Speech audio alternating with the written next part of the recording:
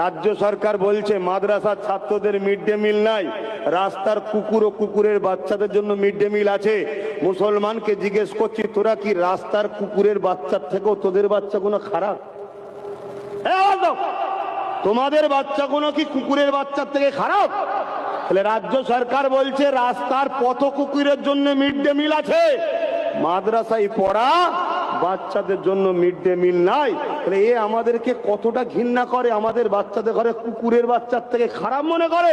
তাই কুকুরের বাচ্চাদের জন্য মিড ডে মিল দিচ্ছে আর আমাদের বাচ্চাদের জন্য দেবে না, মানে